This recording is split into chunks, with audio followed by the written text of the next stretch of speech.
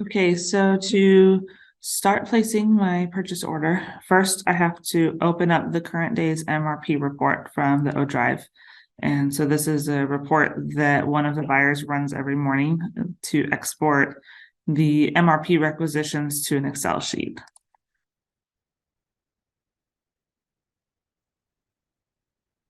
And once I'm in this report, I'm going to sort it by the latest order date so that I'm focusing on items that need to be ordered sooner. And I'll look for a particular program. So in this case, I'll look for NanoString. And I'm going to pull up the supplier that I want to purchase from.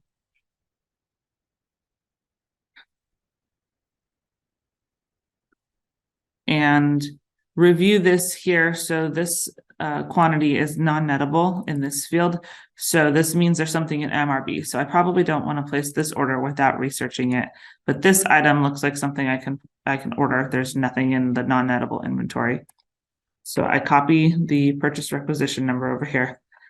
And in IFS, go to the purchase requisition screen and search for that requisition number.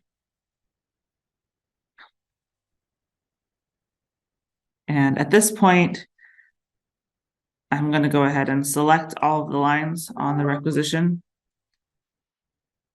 and right click and release. And okay. And they still haven't gone to a PO yet. So I'm going to right click again and click requisition to order and enter the coordinator information in here.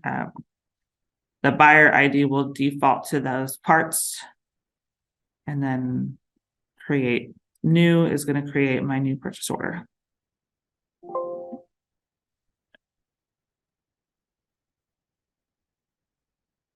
So now the status is PO created. Still nothing's been sent to the supplier. So I'm going to right click and go to purchase order.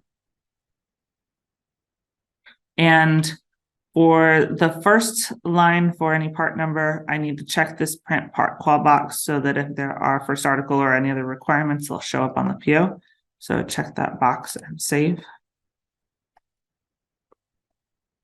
And then right click to release the purchase order.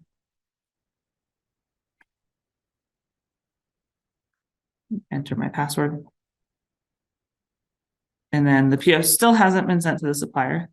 So now I'm going to right click and print the order.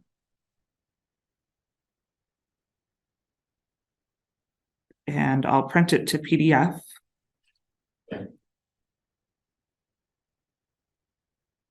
And save it on my computer.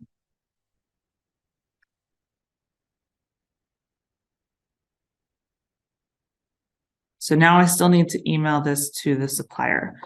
So I'm going to open up an email draft, and we have a template saved in here. But I need the supplier's contact information. So if I go to the purchase order and I can zoom in on the supplier, so open up the supplier screen for this particular supplier and go to communication method. And there's an email address in here to send POs to. So I copy that.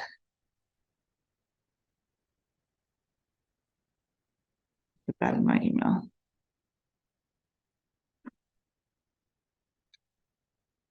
And then I'll add the PO file that I had saved. Attach that.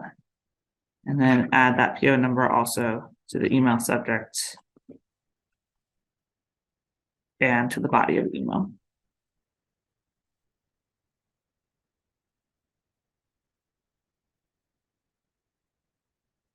And send my PO. And then from there, I will schedule a follow-up task in my task manager. I do this in Asana, but some people do it in Outlook to remind me to double check to make sure I get an order confirmation for this PO.